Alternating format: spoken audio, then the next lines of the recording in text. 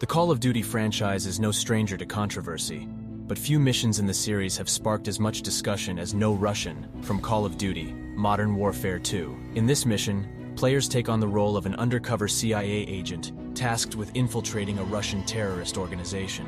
The player is given the option to participate in a mass shooting at a crowded airport, gunning down dozens of innocent civilians as they attempt to make their way to safety. The mission is designed to be uncomfortable, to test the player's moral compass and force them to confront the consequences of their actions. The developers at Infinity Ward knew that No Russian would be controversial, but they included it in the game because they wanted to explore the darker side of modern warfare and challenge players to think about the real-world implications of their actions. Years after its release, No Russian is still remembered as one of the most controversial and thought-provoking missions in video game history. It's a testament to the power of video games as a medium for storytelling and exploration, and a reminder that sometimes the most meaningful experiences are the ones that make us uncomfortable. That's what Call of Duty do best, blending violence with an amazing storyline. Violence is a common element in many video games, especially those that belong to the genres of action, adventure, shooter, and horror. Some of the most popular and influential video games of all time, such as Call of Duty, Doom, Grand Theft Auto, and Mortal Kombat, feature graphic depictions of violence, such as shooting, stabbing, punching, kicking, exploding, and dismembering enemies. These games get criticized by some groups and individuals for allegedly promoting aggression, desensitization, and antisocial behavior among players, especially young people. But their argument doesn't make sense when they forget that violence in video games can be used as a creative and artistic tool to enhance the gameplay experience, immerse the players in the game world, and convey meaningful messages and themes. One of the ways that games use violence effectively is by providing a realistic and immersive simulation of combat and conflict. Games like Call of Duty and Battlefield are examples of military-themed first-person shooters that aim to recreate the intensity and realism of modern warfare. These games feature realistic weapons, environments, sounds, and physics that allow players to feel like they are part of a real battle. The violence in these games is not gratuitous or exaggerated, but rather serves as a way to challenge the player's skills, strategies, and reflexes. The violence also adds to the emotional impact and drama of the game's story and characters. For example, in Call of Duty 4, Modern Warfare, there is a mission where the player has to escape from a nuclear blast that kills many of their comrades. The scene is shocking and tragic, but also memorable and powerful. The violence in these games is not meant to glorify war or violence itself, but rather to show its consequences and horrors. Games use violence effectively is by creating a stylized and exaggerated aesthetic that appeals to the player's fantasies and imagination. Games like Doom and Mortal Kombat are examples of games that use violence as a form of spectacle and entertainment. These games feature over-the-top weapons, enemies, gore, and special effects that create a thrilling and satisfying gameplay experience. The violence in these games is not realistic or serious, but rather humorous and absurd.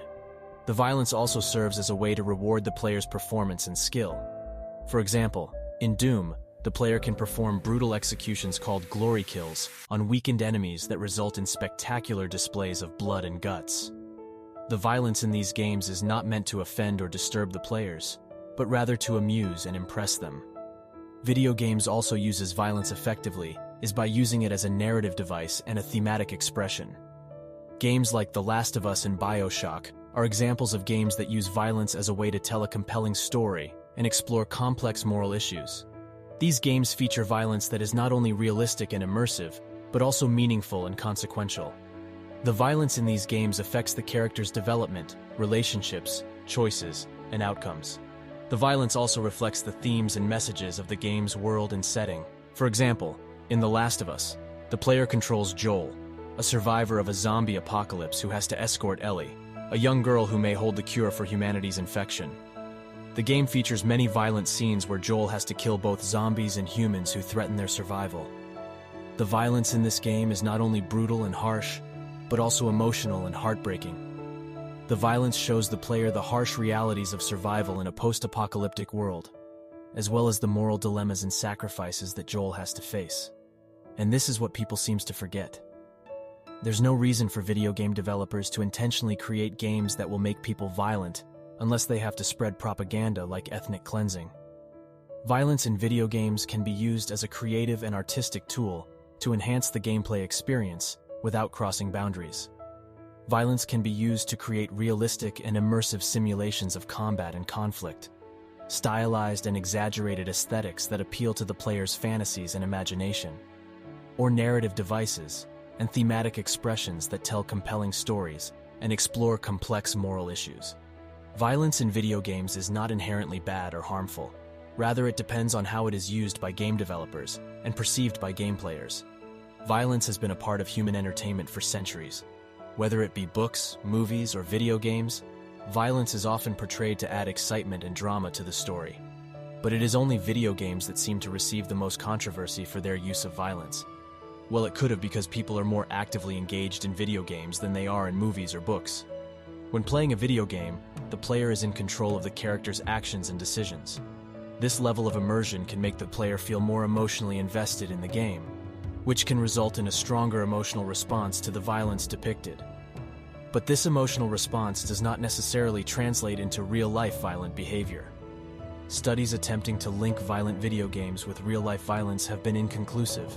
It is difficult to isolate video games as the sole cause of violent behavior, as there are often many other factors at play. Violence is not a bad thing if it is used to portray a great narrative or story like Call of Duty, but the problem starts when there's no story and no good game, but just cheap propaganda. News channels milked it a lot, but in the end, it became one of the most successful and critically acclaimed video game. What's your opinion on this? Let me know in the comment sections, and consider liking this video if you found it informative. Also, make sure to subscribe to the channel because more banger videos are coming in future. The final part of this series will be focused on video game censorship, but for now I want to thank you all of watching this video, and I'll see you next time. Take care.